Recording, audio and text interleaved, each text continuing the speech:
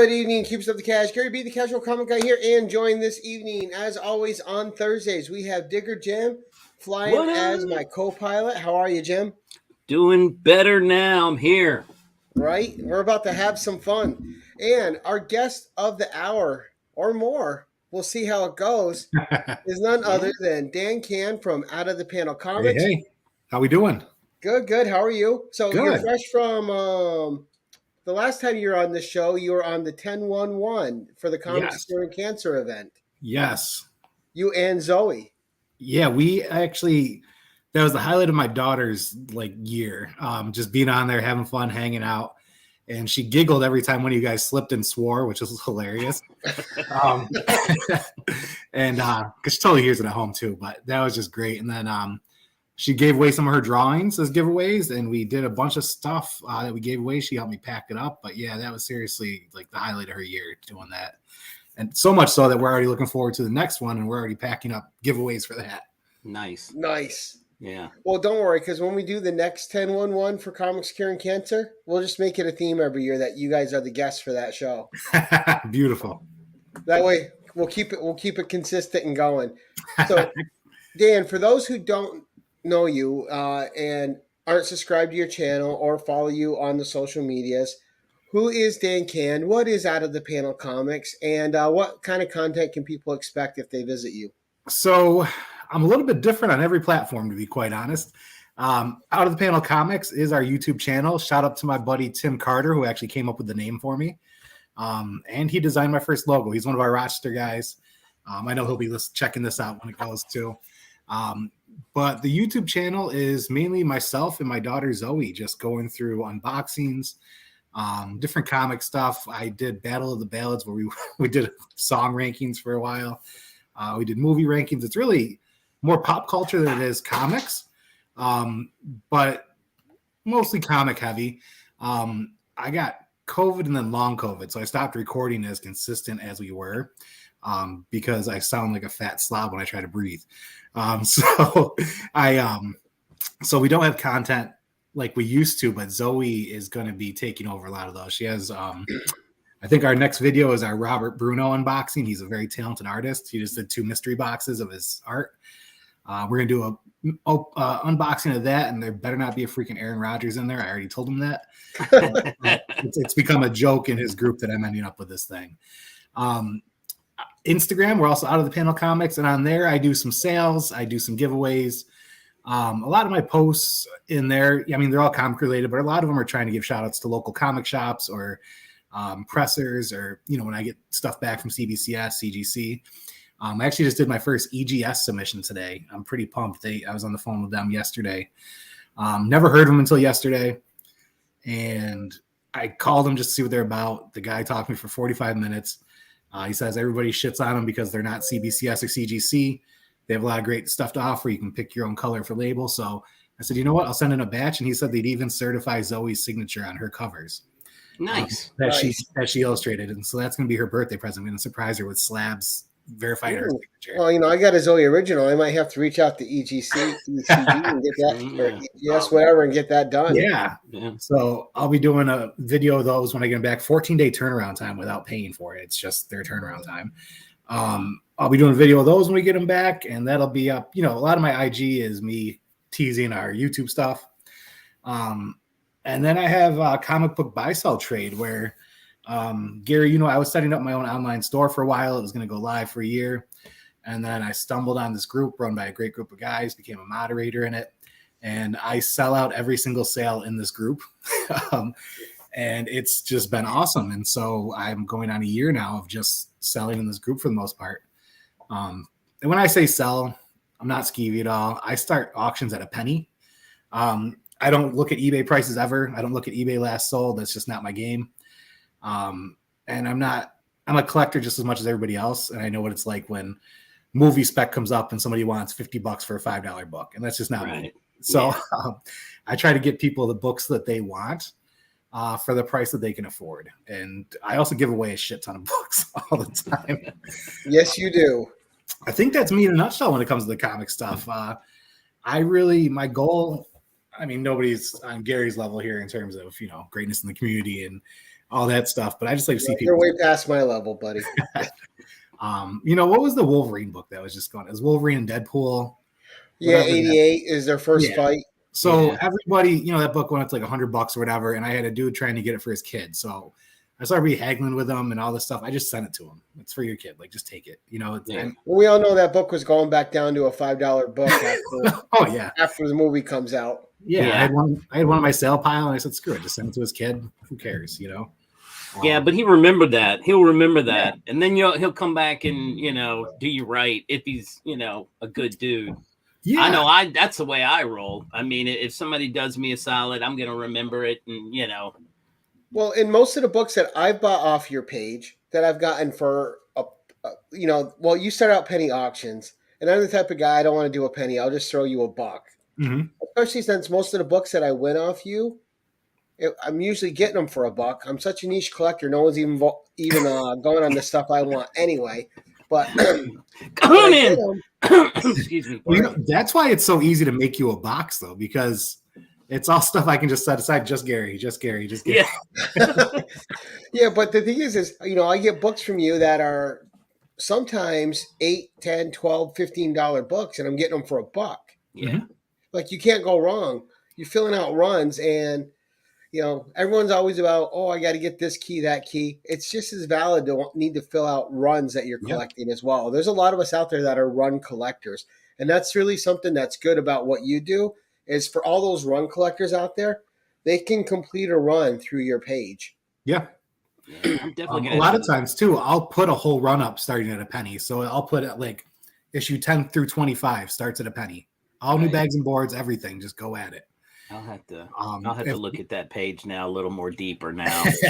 If there's not a lot of eyes on the sale, you could walk away with 30 books for 4 cents. If there's a lot of eyes, you could walk away with 30 books for a buck. I don't care. I have them up there for you to take. Yeah.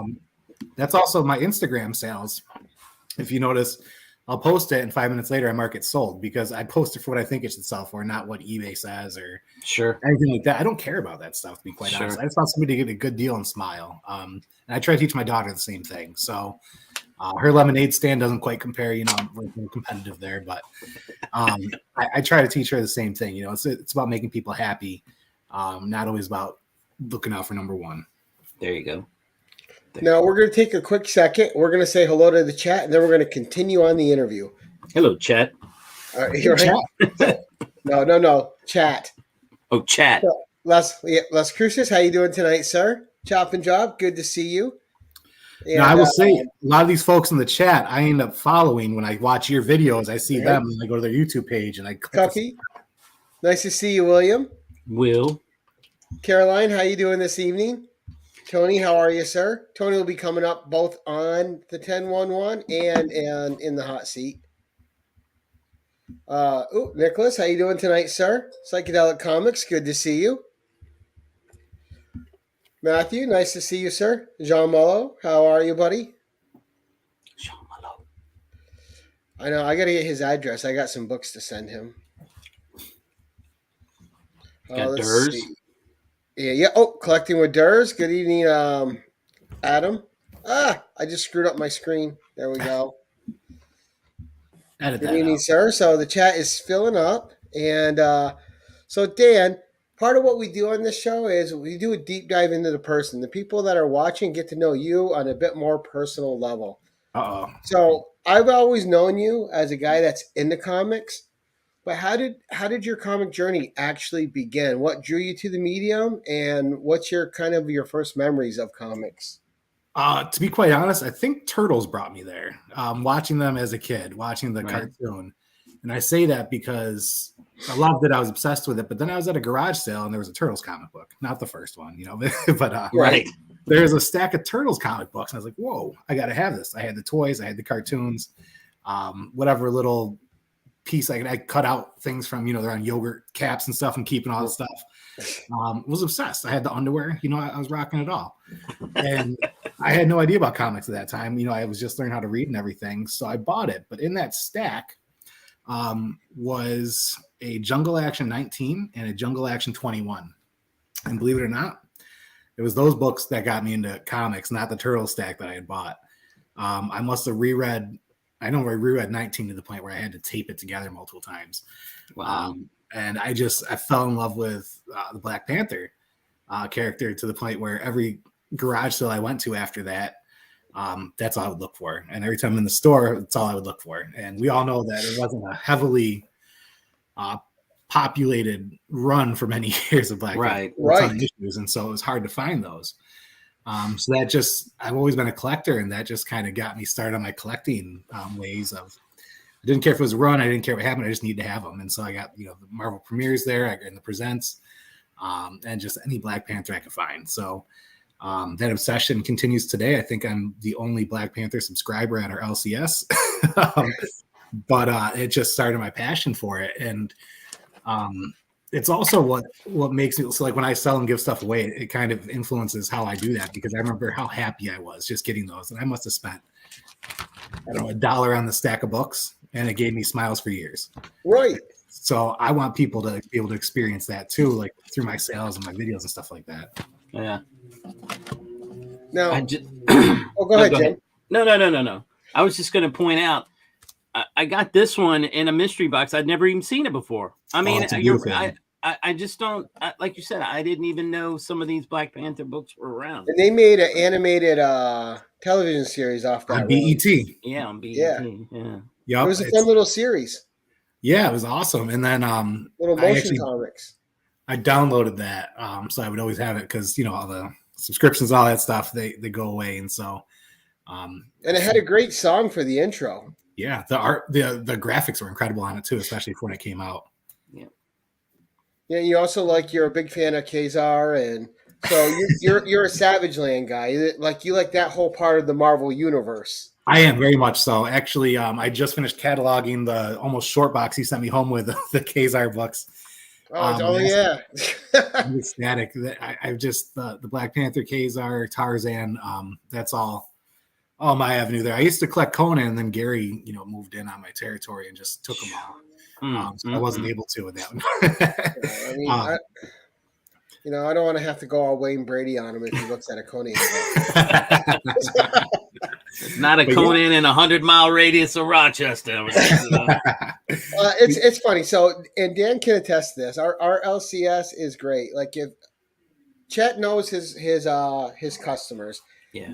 If a book comes in that door that he thinks that you personally want or like, he will hold it and show you first, and let you get a first right of acceptance on it, or no, not for me. Go ahead and put it out there. Sure. So a book that he could probably sell before you even walk in the door.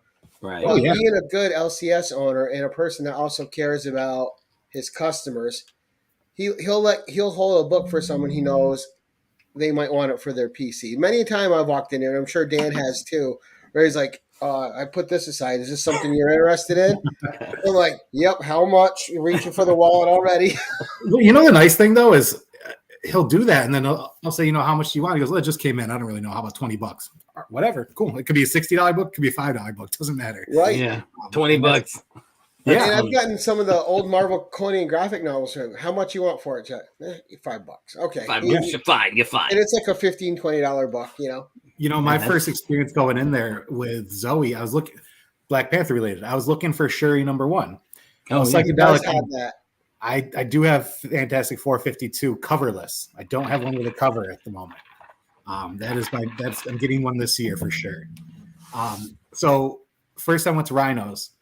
I was looking for the Shuri comic to get it for Zoe, and I'd gone to my local shop, and the guy, I walk in, look for it. He goes, well, why are you looking for it?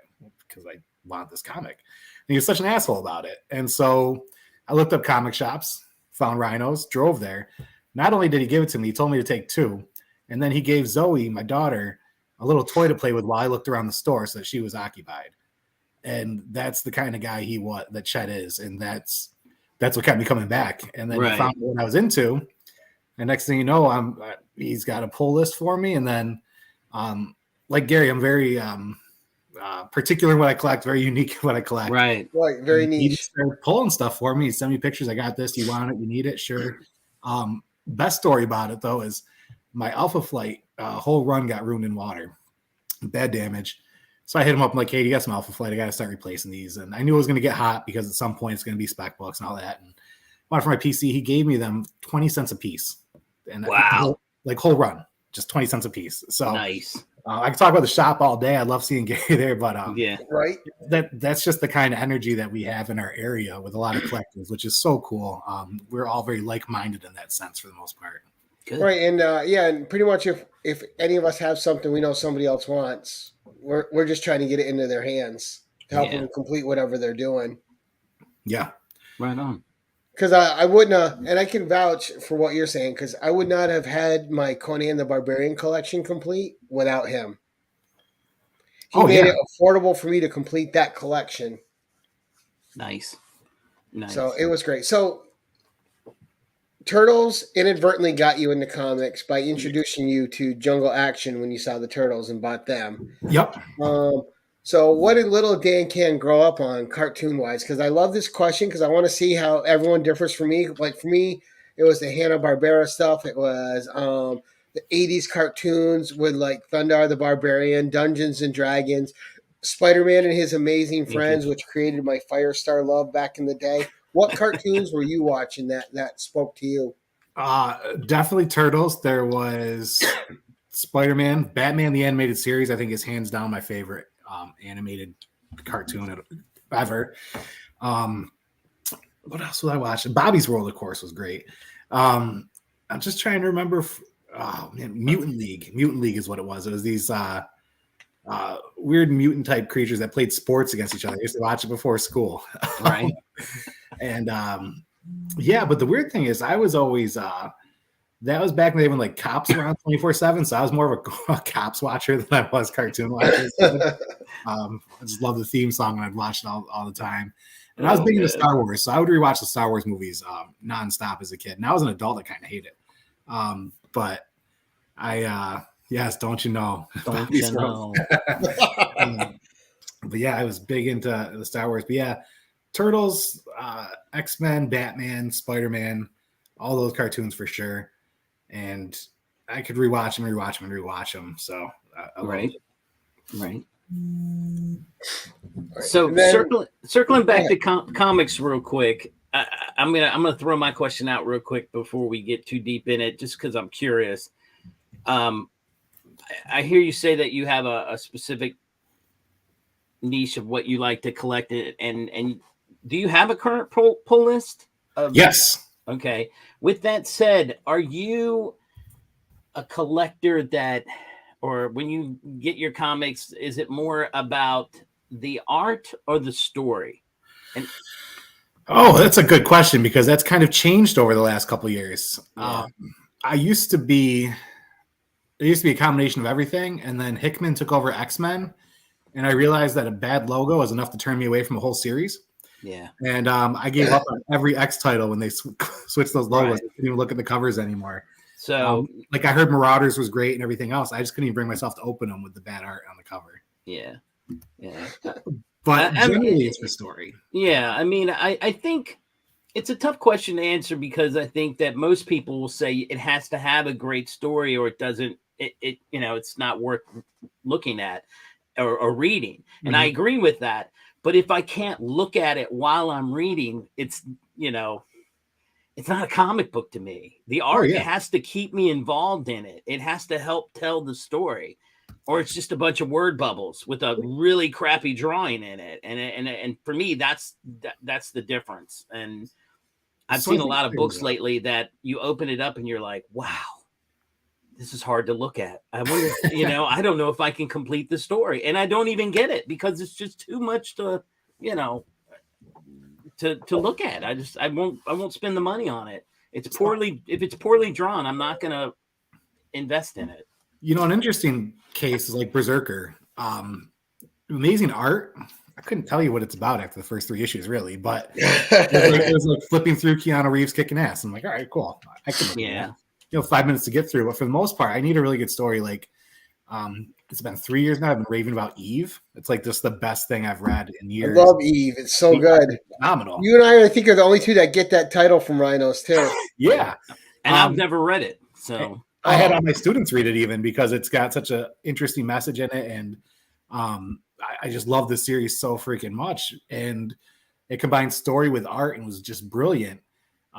And I can't think of many series that have done that for me in modern times. You know, the old ones, like absolutely, but yeah, modern, yeah, it's a good question because there is some stuff I just won't check out simply because like I don't even like the cover anymore, and right, right. and that's turned me off from a lot of titles, especially as of late. I find a lot of the art recently just to be sloppy in a lot of cases, and that's what's coming out of these indie studios.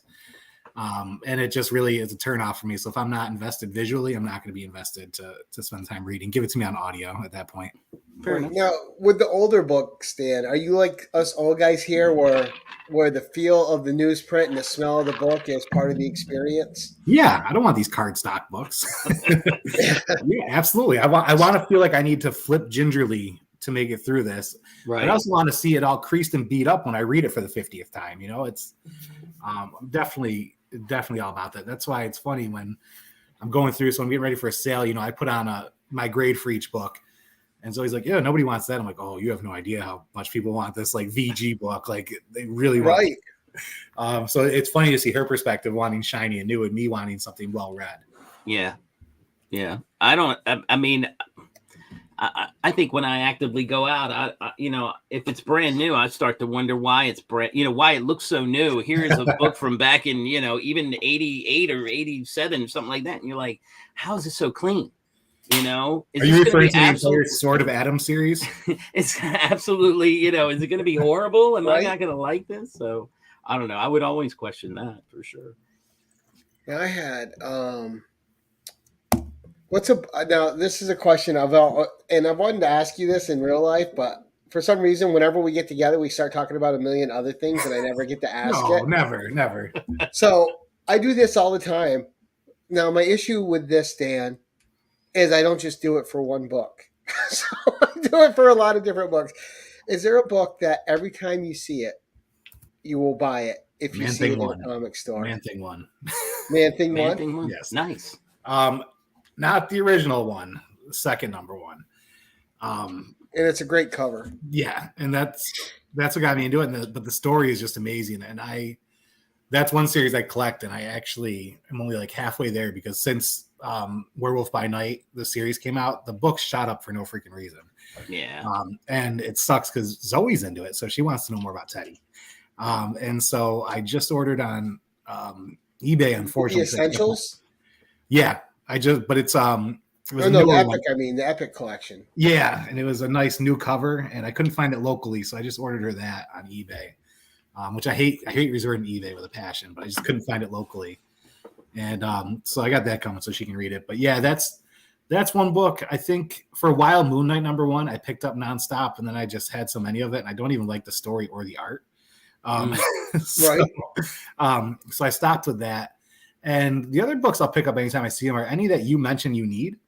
Because if I can complete a run for Gary or something like that, that's what I'm all about. So Dan and Joey are way too nice to me, just for the record. I'll state it here publicly. If I see Spider-Woman, I pick it up for you and Mike Cosco to see if either one of you need it. Any Hulk pre-1990, I grab for Cosco. You know, I just pick this stuff up. I do that for Cosco too. He gets a lot of Hulk from me. Yeah. So something I do is I have. I know a lot of people carry their sheet with them for like what they're looking for to fill holes and stuff. I have a spreadsheet on my phone of what all my friends are looking for. Nice. And so as I'm out in the wild, which Gary's seen my child in there, unless you get her engaged and talking about Stranger Things or something, I have no time to look. So the few times I do get to look, I pull out my sheet and I try to fill people's runs for them. It's just, I enjoy doing it. There's not much that I collect anymore because my PC is almost full for everything I've been looking for, until tomorrow. And so it's one of those things where I'd like to help other people fill theirs. At this point, I think I only have 2 or 3 books I'm after still, and then my collection will be complete until it's not. Wow. Right. Yeah. Until you find something else that catches your eye. Lately, I did want to ask you too. Now you're a teacher, right? Or a guidance counselor? I forgot which one it is. Both, actually. So I'm a professor and a counselor at SUNY Brockport. Yeah. Now, how do comics play a role in that? And when you introduce comics into your regular profession, how was that greeted by your peers around you, and positively, not positively, and how did you acclimate them into that? Oh, Gary, that's a very loaded question. So Well, it's the hot seat, Dan. Yeah. It's a 3-parter. Let's break it down. So you know me, I'm probably the least formal person anybody comes across. So when I teach, I'm wearing cargo shorts, comic book t-shirt, and a hat. Nice. I'm not one of those uppity professors or whatever. So automatically there's headbutting going on between the perception of what they think you should look like and what you do. I'm also very upfront that I'm a nerd, and I'll talk to my students about that stuff. And if they're into it, cool. And if they're not and they only like the movies, I bring them in issues to read to get them into the comics. So my students respond to it amazingly. They love it. My office is all decorated in Funko Pops, and on my door I have baskets of comics. And so this month it's Black History Month, so I have Swing Into Black History, and then all Black superheroes in the bin so they could check them out, because it's something that. So I'm a counselor for students who wouldn't typically get accepted into college, and so my program is 90% students of color, and so they get to walk in and they see, oh, cool, I can read about me, kind of thing. Right. And so it's been really cool, and I think I've had to restock 3 times now. Cheddar Rhinos pulled me, I think, 60 books that he gave me for like $15, just so I could throw up there, and then I had to dig into my PC. So my students respond very well to it. In terms of faculty and others on campus, they come to my office and it looks like a toy shop. I get the look. If administration comes down, they give me one look and like, I'm wearing jeans and a zip up and everybody else in a suit. I don't subscribe to that life. I always said if a job ever tried to force me to wear a tie, I'd walk out, and I stick to that my entire life. So I have comics everywhere, pops everywhere. My students love it. That's why I'm there, and so that's what I do for them. But Bookworm, I'm in New York, so I will say, because of that perception of me as like a big kid kind of thing, I've had to kind of claw my way up in a harder way, because people have taken me less seriously until they've actually been in a meeting with me and seen what I can do. So right.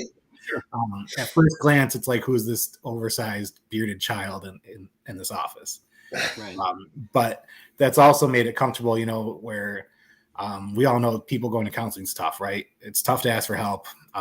People think there's something wrong with you when you go for help. So having a setting like I do, where you could sit there and thumb through a comic book while you're crying in my office, or while you're sitting there in silence because you don't know what to say, but you can thumb through a comic book and you can escape through that for a moment.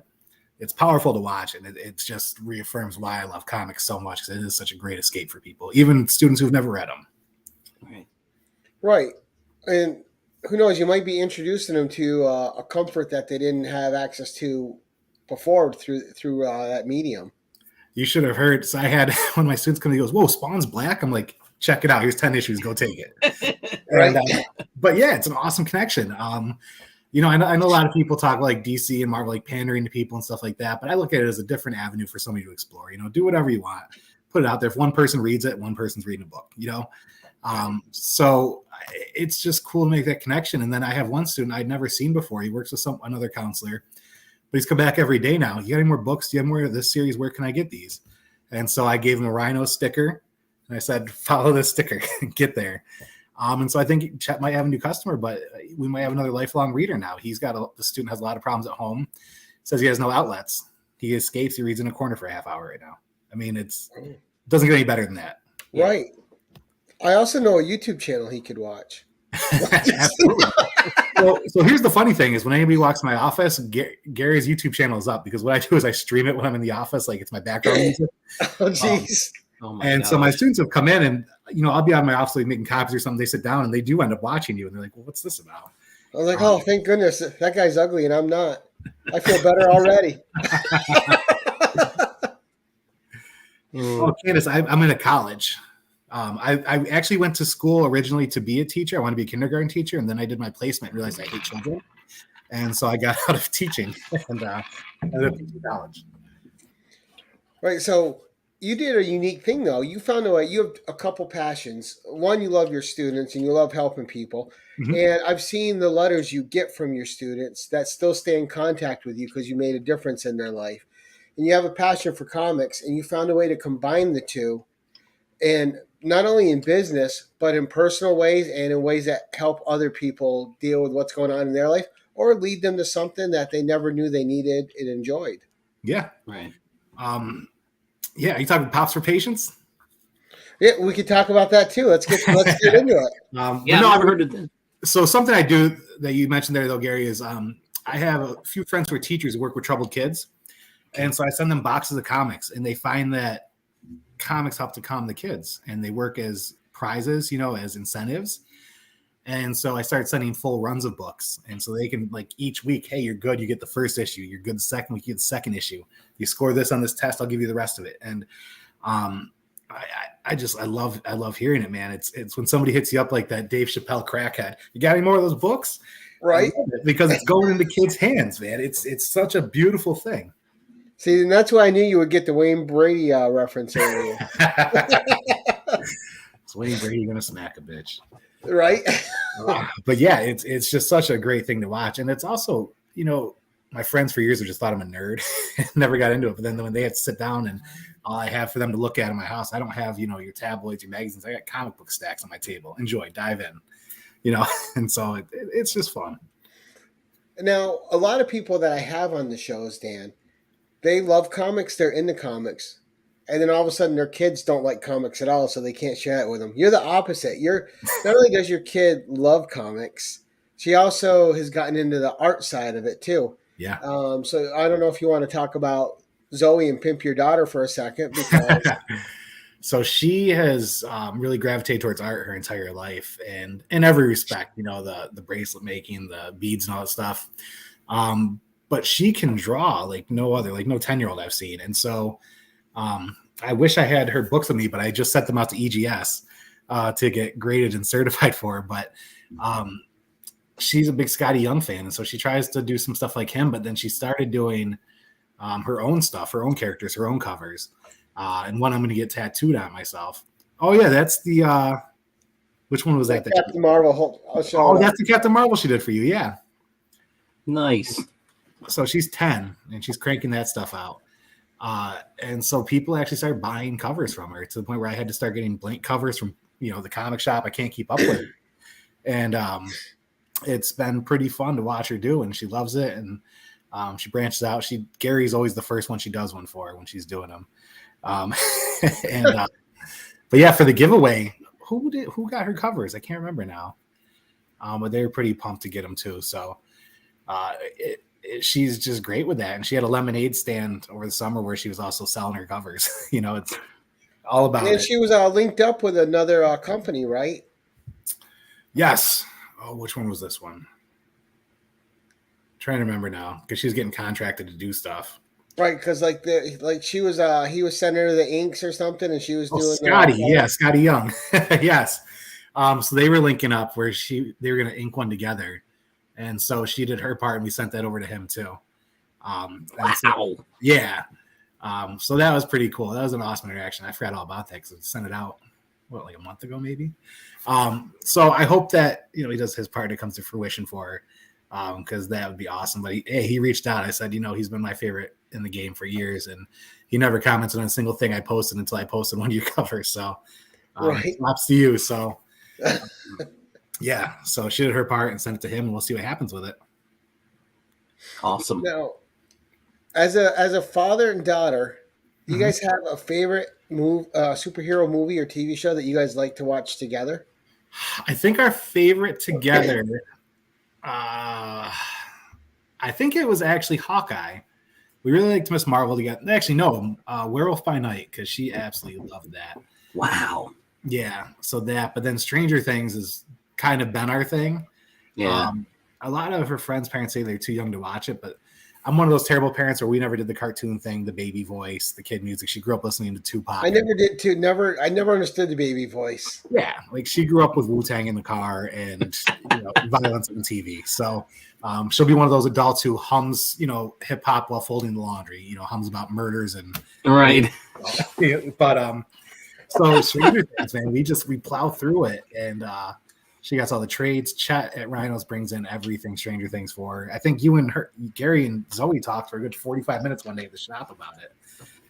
She's just obsessed. She's also obsessed with Gary's channel too. So whenever he pops up on our YouTube, when we're watching stuff on TV, so Gary's on there. So that's awesome. So Gary gets put on the TV. She'll come to her senses someday, Dan. Don't worry.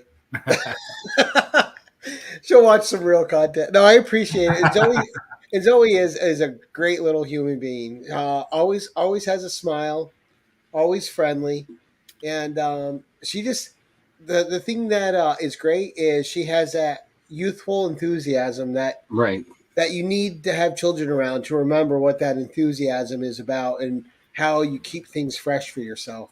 You know what else she likes to do, folks, is go through my PC and say that Gary needs certain books more than me and make him mystery boxes without even telling me. There have been at least 3 times where I've come to a sealed envelope and she says, "That's for Gary." And it's I have to go through my boxes. And I'm like, what in the hell? So someone's raising that kid right. Yeah. Yeah. And I'm not one of those people, like, I don't break up my keys and stuff. I keep all my runs together. Right. Like, it could be. Where'd this hole come from? Yeah. So. Well, it's funny. I always tell Dan, I'll make a video, and if there's one of these books that she gave me by accident, just text me. We'll get it back to you. We'll get it back to you. Yeah. Oh, man, that's funny. Oh, look, FF49. Huh. Yeah. Thanks. I needed that one. Oh, that's hilarious. No, it's great. But there you go. Best of both worlds, 2-pack and Gary. I always think of those two things together. I think 2-pack just rolled over in his grave on that one. Poor guy. It's like, oh no. All right, so now you used to, and I don't know if you're going to bring this back to your channel, but you used to do deep dives into the cinematic universes. Yes. All right. And I lovingly call you guys the wet blankets. So, because you guys are actually a lot more critical, like when you're watching of these universe, the movies, the TV shows, and stuff. You are much more critical of them than I am. Where I can just turn it off and enjoy it because I have it because we didn't have that as a kid. So just to have this stuff available to me is amazing. So I can enjoy it, I think, on a different level than someone that's a little less older than me, like yourself, does. Mm-hmm. But what is a character that we've yet to see that you want to see brought into a cinematic universe or a Marvel series on Disney Plus? I think Kazar would be amazing, and there's so much that they could do with it and could introduce so many characters. I'd love to see Kazar as the conduit to so much. I mean, Savage Land, but also be a cool way to introduce like Starjammers, stuff like that. I just Shayna the She-Devil. Yeah, I think there's so much cool stuff you can do with that. I was really pulling for Moon Girl. That's what got Zoe into reading Moon Girl and Devil Dinosaur. With them doing the cartoon that drops on Friday, it seems like that's going to be delayed quite a while. Yeah. I just think Kazar could open up so much. I know a lot of people say like Silver Surfer, Doom, all that stuff. I get it. But my boy Kazar needs some love too. So I think that it could open up so many different avenues, and visually, I think it'd be really stunning. Now, with that, I want to see the original Moon Boy, though. Like, if they do live action, I don't see any reason why you can't start back in the time with Moon Boy and Devil Dinosaur, and then have that time jump to the modern with Devil Dinosaur coming in with Moon Girl.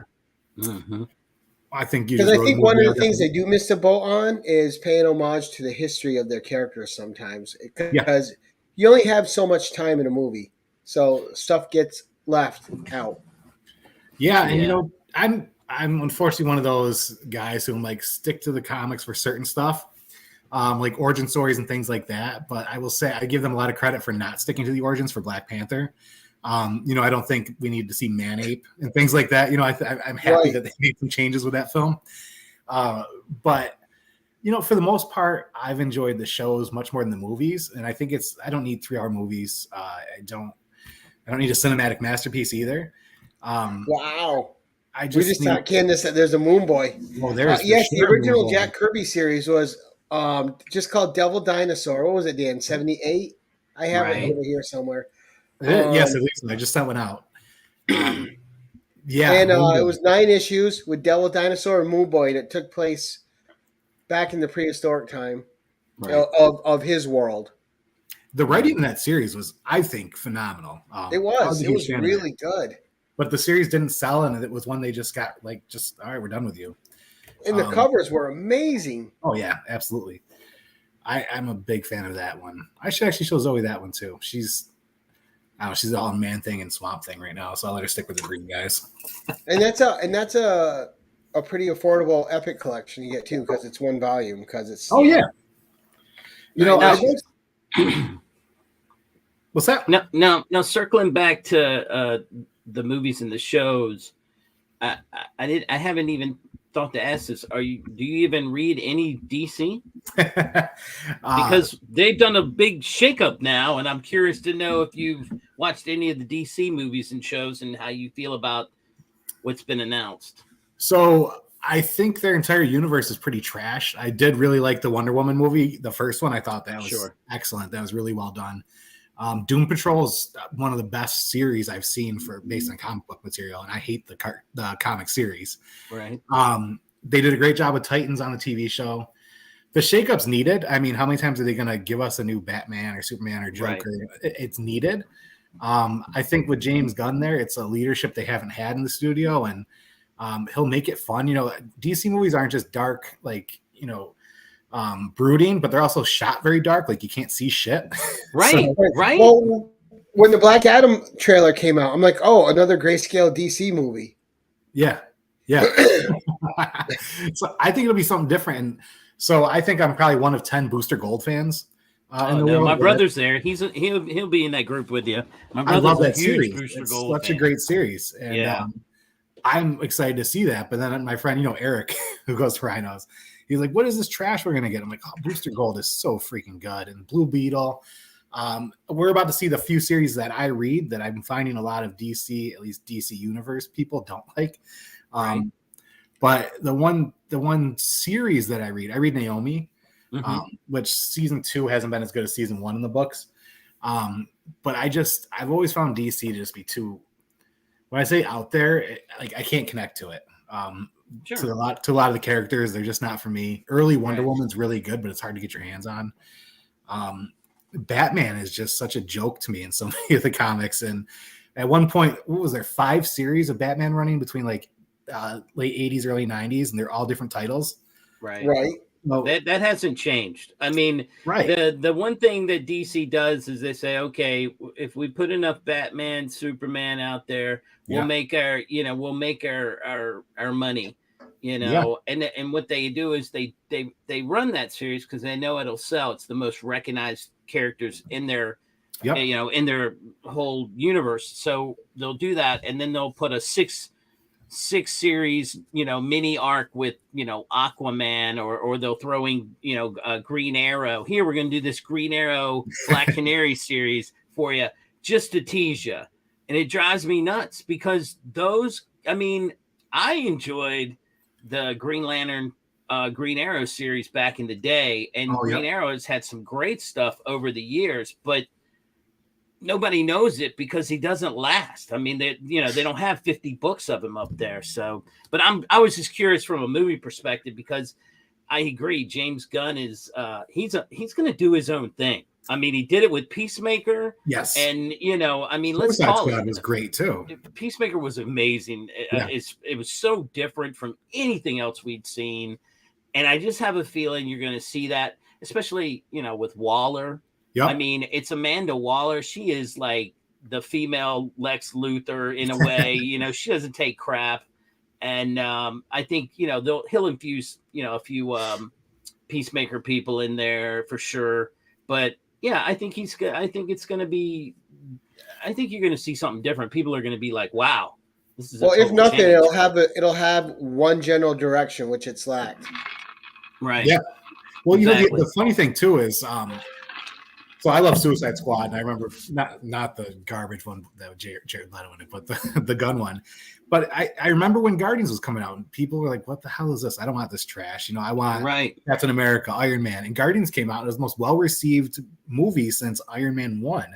Right. And with a bunch of characters you had no idea about. Right, and he has the eye for the obscure, and he makes it fun. He makes it solid. And those characters, he melded them together eventually. He brought them into that you know, into that universe with no problem. Yep. And they became beloved, and their the soundtrack's just absolutely amazing. Oh yeah. But I mean, Rocket Raccoon has probably the most interesting story arc of all of the MCU characters based on what he wove and what we're about to see in the third one, you know? Right. And he did that with CGI Bradley Cooper, like shit.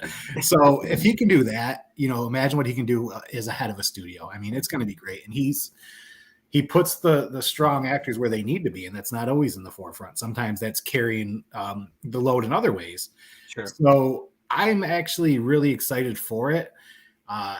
I see the backlash he's getting because, we don't have Henry Cavill as Superman. All right, cool. Maybe you're getting a younger Superman. Maybe you're getting one that's totally different. And maybe he's just not Superman now. He'll be back. My only concern is Gal Gadot, because she is such a perfect Wonder Woman to me.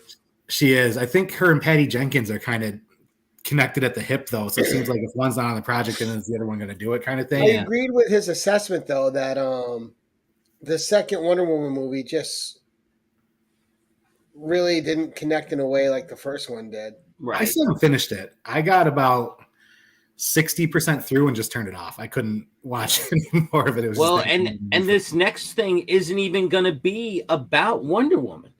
It's going to be about Paradise Island. Yep. And I think you may not even, Gary, they may not even have Gal Gadot in it. I mean, it may just be a bunch of Amazons. It might be like a Game of Thrones thing or something. How badass would that be? That can run. Yeah, how badass would that be? To a Wonder Woman movie franchise. Yeah. Just like the Disney Plus stuff runs parallel to the Marvel ones. Sure.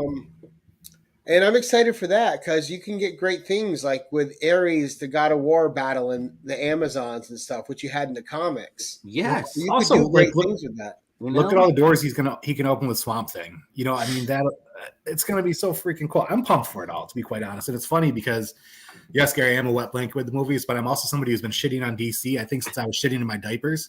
And I'm pumped about where we're going with this DC stuff. And all my DC friends are like, I can't believe they're doing this. Like, all right. Yeah, but they're just not looking at it in the right way. That's all. I mean, expand your horizons there, people. Well, and everything's been so disconnected this whole time, and you have somebody who's trying to build a universe, a connected universe. Like, you don't want that now? Like, I don't get it. Wonder Woman 2 is okay and love the. I agree with Psychedelic. Yeah. The Linda Carter cameo was great. And even though I thought there were script issues with the second one, I was still completely mesmerized by her as Wonder Woman every time she was on screen as her or Diana. It was so weird because growing up, I really thought, there was this actress that nobody knew came in and just took over the role, and a role that was already made legendary by another actress who no one had thought of anyone else in that role for years and years and years. Yeah. And I know Joe agrees with me, but yes, Gal Gadot is beautiful and pretty, but that's not why she worked as Wonder Woman. She brought charisma and character, and she filled the role of Wonder Woman. She's somehow charming and stoic at the same time. Like, it's just perfect. I couldn't think of better casting for that role. So I think whenever people talk about Batman versus Superman, the highlight of that was when Wonder Woman went in and broke it up. Oh wait, you could actually see something in that movie? I need to shine a flashlight on the screen. You have to put the bright on your TV all the way up. All the way up. Now, with that said, James Gunn came out and said that the Robert Pattinson Batman is not connected to their. If I remember correctly, it's an Elseworld, which kind of sucks because if they're going for the detective, Brave and stuff like that, I think that it's kind of he'd fit perfectly for that. Well, I don't think that's what they're going to do. I think the Brave and the Bold is going to be a father-son introduction, bringing Damian in and showing how he has impacted Batman from that angle. And I kind of like it. I want them to keep that separate. I'm okay with that being separate, just because, man, it was so fresh to see. Fresh, young, only 2 years old playing Batman. He's I've only been doing this for 2 years, and you can tell. You could tell he didn't have all the gadgets and stuff. It was.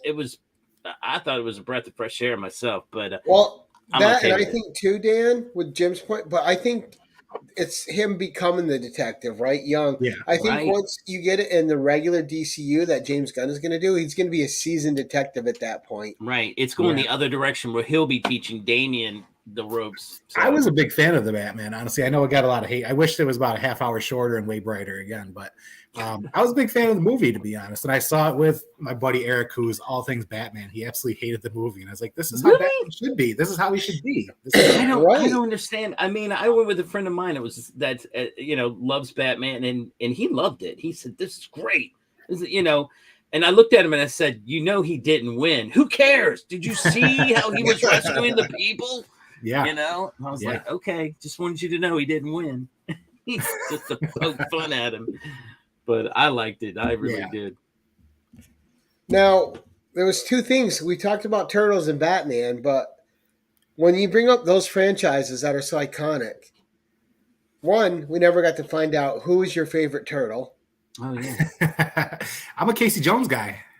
Casey Jones. All right. So Casey Jones. Yeah. And then, all right. So first of all, before we get to Batman, why Casey Jones? He's just always a badass. And the whole get up. Yeah, he's just a badass. And I liked how just ridiculous he looked in the comics too. But he's just fun. I think if it had to be one of the turtles, it'd probably be Donatello. I always gravitated towards That's him. my favorite. So I think I had everything Donatello. You know how they had the pillow buddies and all that stuff. My stuff was always Donatello. I still have the action figures down in the comic room. I wanted to shoot this in the comic room, but we were preparing for a sleepover of many children this weekend. And so they were taking over that room. So there are futons and couches, and I have no room to be near my comic treasures and pops. So wow. We were in the kitchen. You're amazing, Dad. If anybody comes into my room, I'm like, all right, let me screen you. Get out of here. Well, my wife started working from home, so I got bumped from the comic book room upstairs to the basement to where that was okay, to when my daughter started sewing and things, that I now have a corner. Wow. You keep getting moved, huh? Yeah. Soon to have a shed, I hope. Right. Now, we'll go to Batman. Everyone's got a favorite Batman actor. Who is your Batman actor? Now, for me, I liked Michael Keaton and Ben Affleck. I thought they were both the perfect balance of two guys who could play Bruce Wayne effectively and Batman effectively, and not every actor does that. So Keaton's definitely my favorite. I don't think anybody's touched that performance yet. I couldn't stand Christian Bale as Batman, to be honest. I hated that. Me either. I could not stand it. But I will say I think Ben Affleck had a chance had we seen him for more than about 17 minutes total in this universe. He never got the chance he was supposed to, and when his movie got canceled and stuff, he just didn't get a fair shake. I think he had a lot of potential for it. I think Pattinson delivered an appearance that we haven't seen from anybody yet, but I don't know that it was the best. And Clooney, Kilmer, it's got to be Keaton for me. Yeah. Well, I think those two guys, although they're great actors, were just victims of really bad scripts that Joel Schumacher backed. So we watched those for our channel maybe 2 years ago. We did the Batman watch. And man, those movies were comically bad with great soundtracks, though. The soundtracks were incredible. Sure. But man, those are some bad movies. Do you ever wonder what they think? Like, if some actors just go back and look and go, "Oh man, what was I thinking when I accepted this?" Arnold Schwarzenegger as Mr. Freeze. Yeah, I mean, like seriously, yeah. I mean, with the exception of Samuel Jackson, who will come out flat out and tell you, hey, I'm an actor. They asked me to act. I get paid. I don't care what it is. I just want to work. And, because people ask him all the time, snakes on the plane, really? And he's like, it's my job. You have a job. I have a job. My job is to do acting and do movies and entertain you. And somebody was entertained by it. And I remember him because they ask him that all the time. And, but there's got to be some of them out there that just go, what was I thinking? What was that? Was I drunk when we agreed to this? Now, Polky and Joe asked, what about Adam West? Did you grow up on the Adam West Batman at all, Dan? I hated it. Yeah? Oh, my gosh. Camp just isn't my thing. I loved it. I just, I remember back to back. So I lived in Florida for a few years. And I remember back to back, it'd be Batman and then the Monkeys reruns would air. And I remember having to sit through that hour. And I was like, this is awful. And so it might be because I was forced to watch it. I don't think Adam West is necessarily bad, but the camp is just, I've never liked it. I've never had an appreciation for it, but I understand why people love it, and I have friends who are all about it still, who have the box sets and still watch them. So I get it. Yeah.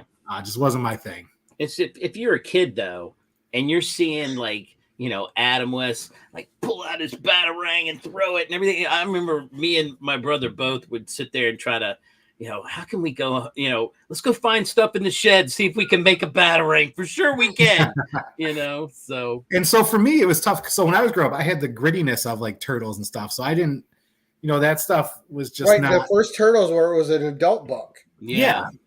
So I had a bit more grittiness on me. Like I said, I was watching a bunch of cops reruns too. So I wasn't looking for this dude in this pastel outfit, running around in his underwear. I wanted some blood. I wanted something darker. And so I think it just missed me. Had I not been introduced to the darker stuff first, maybe I would have been into it. But I was also as a 6-year-old, I enjoyed MASH. So I was just a weird kid. And nothing wrong with weird. All right. So now we're going to ask you Rob's question. So you're familiar with Rob's Fat Stacks, right? Mm-hmm.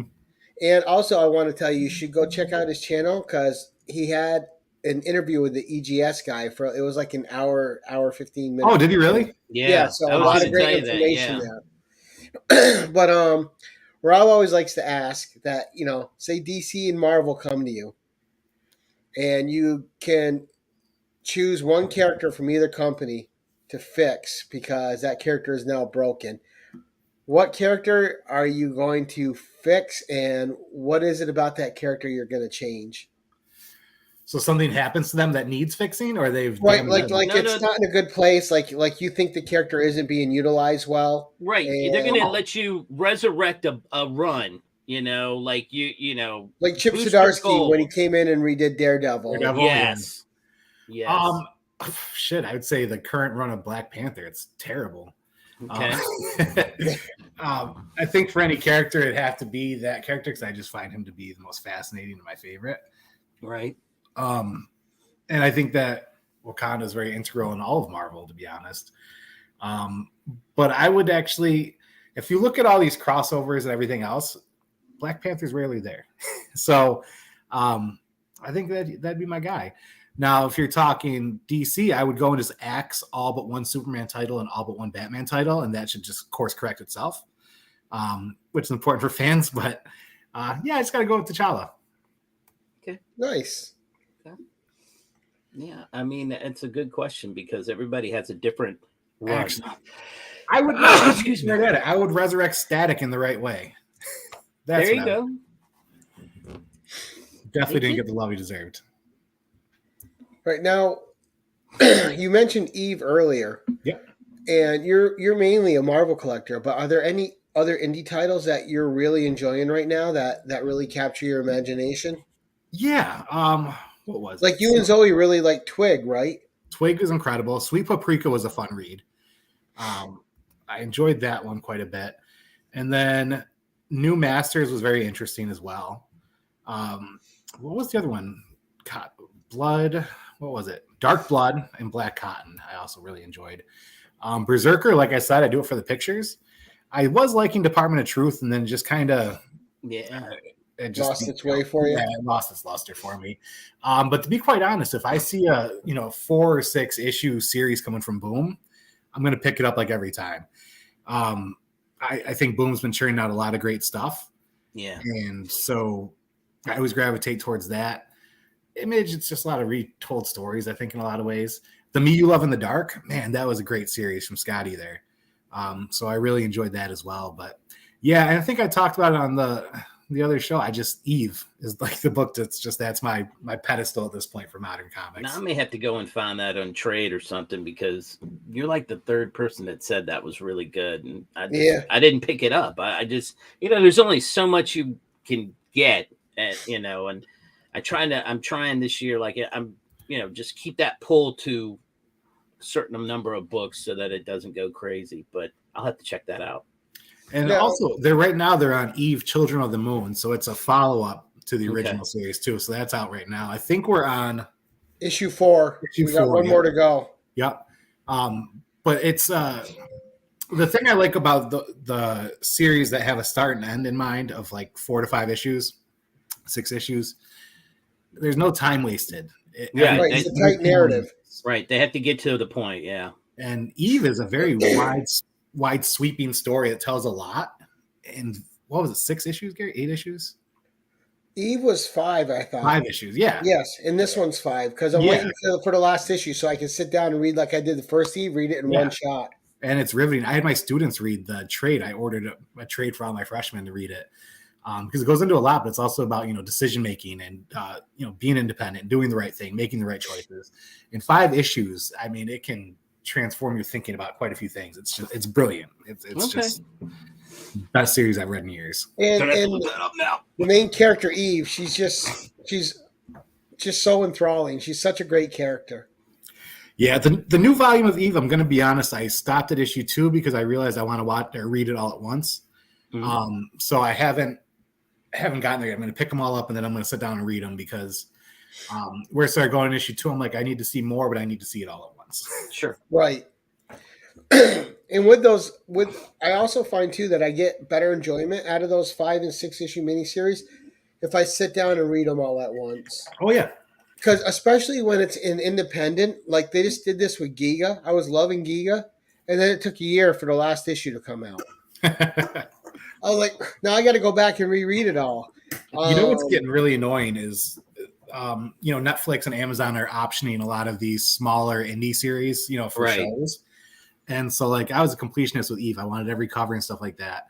And there was rumors about it being optioned for Amazon. And next thing you know, it's like $50 for a cover. I'm like, what the hell is going on here?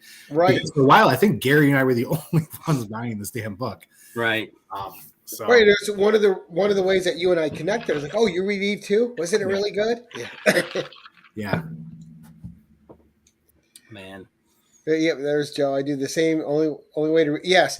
And it's tough because you want to support some of these creators, but at the same time, I'm over 50 now. You're lucky if I remember what I read last week. So if I have to wait 6 months for your next issue to come out, I've forgotten what the first couple were about, and I have to reread them anyway. So now I just wait. And with indies, sometimes Boom Studios, they do a good job. Image, they do a good job of putting books out on time. But some of the smaller ones that are still making their way, you don't know when the next issue is coming out sometimes. So it's better for me as a reader to wait till I have the whole thing to sit down and get what was that assessment of how it is. That Icarus, Cult of Icarus. It's like 2 issues and that was it. And I get, it takes a lot of money to produce those and all that stuff out of these smaller studios, but it's tough. Vanish is another cool one to check out. I enjoy Vanish. Now, see, I read the first issue of that, and I haven't gone back and picked up any of those, but I enjoyed it. It looked interesting. It's different. I actually have not been enjoying much of Marvel like the last couple of years now. It all just feels very generic and just retooling a lot of these characters seems unnecessary. The team ups they're not organic. It's like just forcing out whatever character's coming out in a cartoon or a movie or whatever. They're just plugging them in there. Right. So I'm happy the indies have been there because they've been keeping my readership alive. Otherwise, I would just go back and read the Jungle Action series every week. Right. So, it's funny you say that too because I have a big pull. I have a medium pull list, right? Yeah. I don't have a Mike Costco size pull list. So. Jesus, nobody should have a file cabinet size pull list, right? But every week, I'm still reading more Bronze Age books than new books. I'm still reading those. Like I think you and I discussed. Like I'm a sucker for the DC and Marvel Bronze Age series that were 4, 6, 8, or 12 issues. There was so much good stuff in the Bronze Age that both companies were putting out with their 4-issue and 6, 8, and 12 issue series, and they're fantastic. Like I just read that Zatanna one that you gave me and had a blast with it. And it was by an artist I really loved that I didn't even know he did the work for a character I love. Like, and there's other ones, like I want to get into some of the Black Canary 4-issue miniseries. Oh yeah. But with the Marvel ones, the Hercules, Prince of Power, and they had a bunch of those. But those they're so much fun. And when you sit down and read them, you're spending 20, 25 minutes with each book. Yep. Whereas a modern series now that's 5 issues, you're spending 25 minutes on the whole series. Yeah. Right. Yeah, it's just a different time and a different way of doing it. I did want to ask you if you picked up any Strange Academy. Yeah, great series, actually. Yeah, I think that's like the one series in Marvel that when it came out, I remember going into my LCS and it was in the evening, and just by chance I saw it and I was like, I don't know what this is, but I'm going to pick it up because it looks interesting, something different. And after the first couple issues, I was hooked. Great. I'm deep in it, and I'm like I want all the covers. You know, all the face covers and everything. I had to hunt them down just because I've been loved the story, and I'm hoping that it continues to build. The only thing that Marvel's done that drives me nuts is they redo it over now. It's and we're back at issue 1, and I'm like, what the hell is this? Can we not get over 18 and then all of a sudden it's just back to issue 1? Right. Come on. But yeah, great characters and great characters. Now, Dan, you're a big fan of Scotty Young and his art. I think his his kid-like art. Obviously, it's fantastic. I'm not the biggest fan of that style of art, but I can recognize how good it is. And when he does his other kind of art, it's good too. But I'm a bigger fan of Scotty's writing. So he's one of those guys that he can kill it on both sides. Yep. Right. Yeah, like The Me You Love in the Dark was great. Strange Academy. You know what's funny is when I first saw his covers, much like Funko Pops, I hated them when I first saw them. Like, these are the dumbest things. I felt the same way about Scotty because I saw a Hulk cover he did, and I'm like, why is Hulk a baby? Yeah. And then I don't know what brought me in one day. I was just looking online, and this cover of I think he did Storm. I saw this cover he did with Storm on. I was like, holy shit, that's brilliant. And then I was like, no way, that's the same artist. And so then I think I now own every Scotty cover. Yeah. But yeah, he's a hell of a writer. Now, this is something I wanted to know about you too. Obviously, you're a big jungle action guy, the Savage Land, Kazar, Black Panther, all that. But what is your all-time favorite storyline in comics that you keep going back and rereading? That's a tough one. I think here, actually. I've never been asked that. Oh. I think because when it came out, probably the Infinity Saga. I think just because that's what really drew me in. I'd always been reading stuff, but I was like just riveted by that. And also, surprisingly, the Crisis on Infinite Earths. Yeah, that's good. Yeah, for not liking DC characters, I thought that was just an incredible arc there. Yeah, great series. And then another DC one actually is, I can't remember what issues it was. It was Flash against Reverse Flash, and Flash dies in it. I'm trying to remember what issues that was, because I haven't read that one probably in 25 years, but I remember liking that one as well. But yeah, I'm just one of those like longtime readers where I've just read. Fist of Khonshu was also great. That Avengers storyline? Yeah, that was also really awesome, solid. But I just have been reading so long consecutively that like arcs don't stand out to me after a while. Right. So right. It's tough. No. But also, actually, I mean, the KKK versus Black Panther got me into comics, and that was 2 issues. One was missing because it was in the Presents issue. So, I mean, that's just an incredible arc there too. Oh, and those are anything that says Marvel Comics Presents, Marvel Comics Premiere, Marvel Team Up, Marvel 2-in-1. Yep. Anything with a Marvel before it is just Marvel Fanfare. They're just so much fun to collect, and there's so many hidden gems stories in all those books. Oh yeah. Now I want to recommend something to you, a personal recommendation from me to you, because I think you'll like the story. The story's so amazing. It was one of my favorite reads last year, and it's a DC read. But I would love your opinion on it. The trade is out, so you don't have to buy the floppies. I have the floppies. I sent the trade to Jim. I'm talking about Supergirl, Woman of Tomorrow. It is such an intelligent story. It really deep dives into the character, and it makes you look at her character in a much more intelligent way with the perspective that Tom King gives on her. you look at exactly what she goes through being this character, the ways that she has to hold herself back while she's interacting with humanity and stuff, for all the power she has, and just her pure heart of wanting to do good. I think it's a incredible story, and I actually think it's one that you and Zoe both would love. I think it's that good. Ooh, yeah. You should just give him a teaser. You should give him a teaser.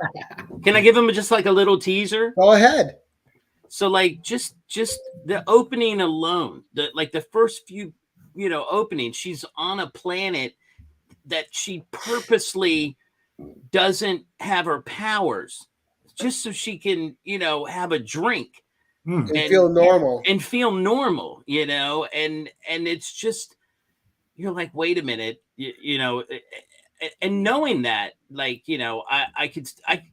she still wants to defend the weak and everything else, knowing that she could die easily, very quickly with no problem. But it was just, it's really good. I think you guys have me intrigued.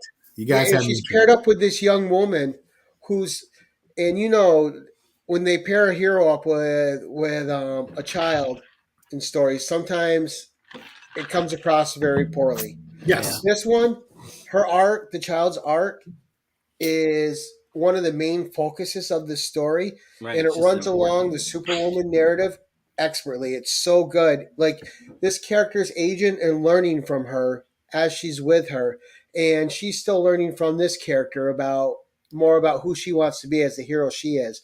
So they're learning. It's a journey they're making together, and it's absolutely amazing. I'm gonna pick that up.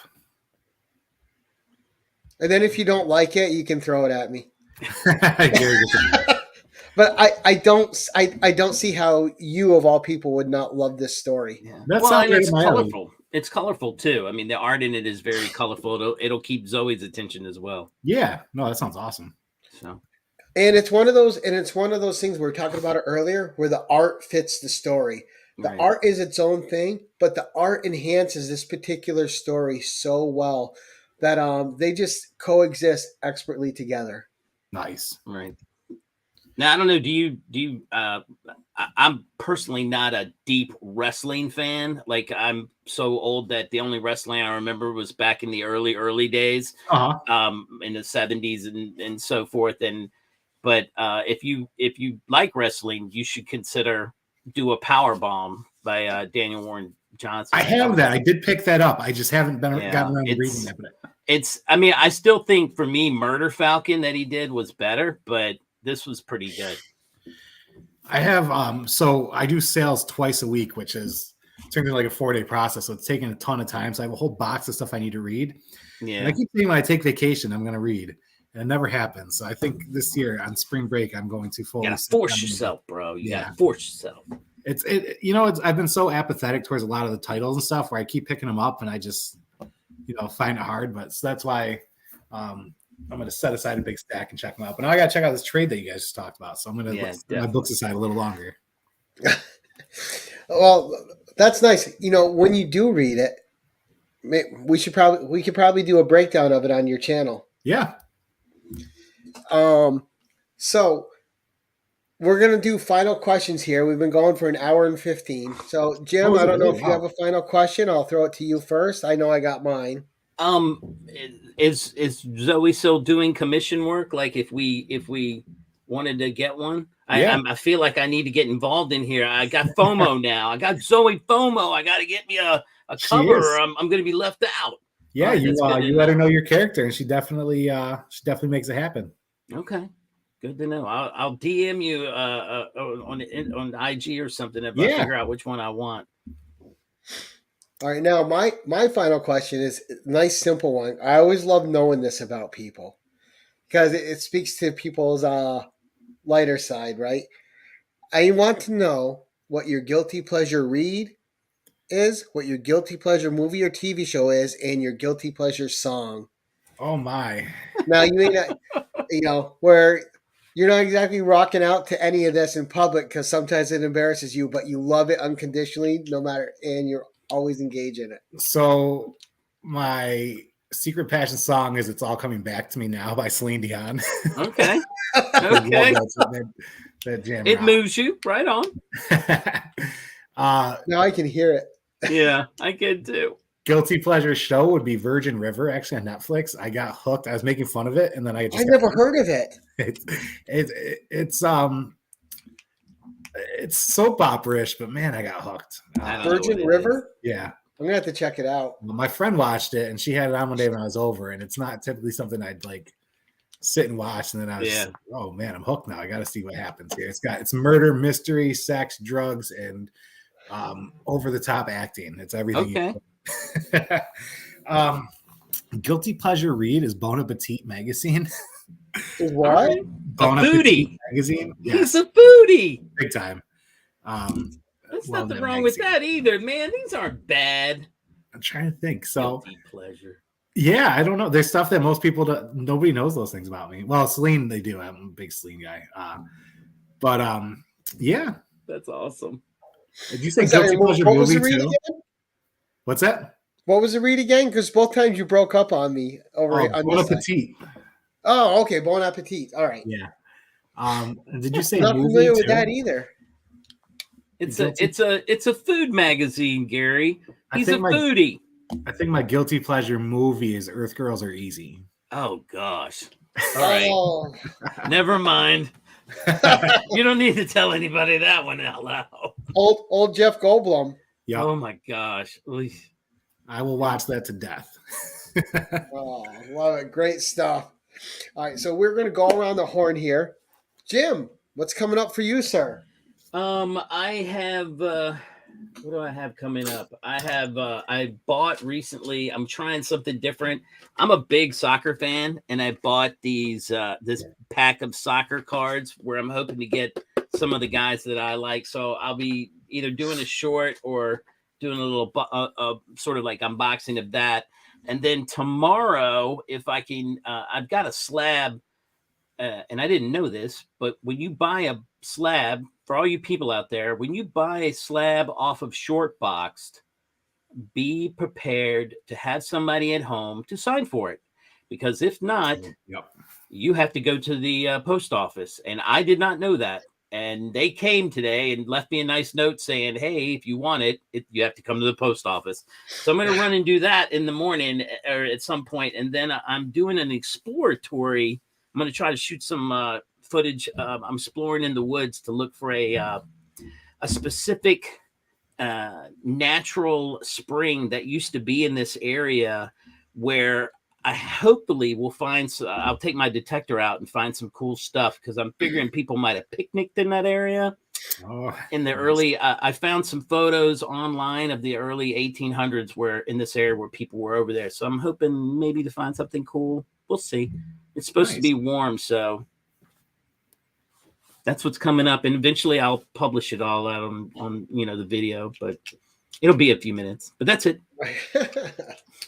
Nice. All right, coming up for me, we have next Tuesday on Valentine's Day, we have TM Nerdy on the 1011. The sexiest Canadian. And then next Thursday on In the Hot Seat, we have Tony from Comiverse on. So we're going to get to know Tony a lot. And then on the 28th, later in the month, he'll be on the 1011. He's already picking his books and having a blast with it. But I also want to promote one more time Dan's Out of the Panel Comics, not just his YouTube channel, but his selling page, Comics Buy Sell Trade on Facebook. The link is in the description below under check out my channel sponsors. And then I'm probably going to hit Dan up in the future, and him and I will probably work something out exclusively for this channel and with my subscribers. So we'll see what happens down the road with that. But Dan, not only what's coming up for you, but what sales are you going to have that people should be checking out on your selling page coming up? Yeah, so check me out at Comic Book Buy Sell Trade. Every Sunday I do a Marvel penny auction where all books start at a penny and bids are a penny. And every Wednesday I do a DC penny auction where all books start at a penny and every bid is a penny. Even if it's a full run or a mini series, it starts at a penny and you decide how much you want to pay for it. I'm all about people getting the deals they want. Something I've been doing too, if any of you are interested, you have a YouTube channel or a business you want to promote, send me some stickers. I'll put them in my packages. I send out about 60 packages of probably every 2 weeks. of sales of books. I'm selling thousands of books a month. So I've been including stickers for YouTube channels, local businesses and stuff just to spread the word. So hit me up with them and they'll go to as far as army bases in Germany that I ship to, all over the country. It's been a wild ride. Everybody gets. I got to get you some stickers. I keep. Gets my little sticker that we send out from Zoe and I. But like Sidekick, who Gary's also spoken with, new startup company for some comic book stuff. So he gave me real stickers. I send them out with every package. I'll be sending Gary's out. I send Rhino's Comics ones out. Our friend Jeanette, her Twitch stickers I send out, just to spread the word. If I can help somebody subscribe to your channel just by doing that, I will. And then on YouTube, Zoe has some Lego unboxing she's going to do. That's another new hobby that likes to cost me money. And then I'll have my EGS unboxing when I get those books back, which will include some of Zoe's certified autographs of her own work now. Or just message me if you're looking for books and you have like some runs that you need filled. Just message me on IG, Out of the Panel Comics, and I'll see what I can do for you. If you weren't here earlier in the show, I don't look at eBay prices. I don't look at anything. If you say I need these books, I don't care what it is. I'll just say, what do you want it for? And I'll just give it to you. So that's just how I operate. So I'm happy to make people smile through comics. That's my main goal in life. Right on. Love it. Nice. So great promo, guys. Check out Comics, Buy, Sell, Trade. Follow Dan on IG. Subscribe to him on YouTube. And I want to thank the audience tonight. We had a great chat going. It was a lot of fun. It was fun to see Dan surprise a few people with his likes and dislikes of the comics. So that was a blast.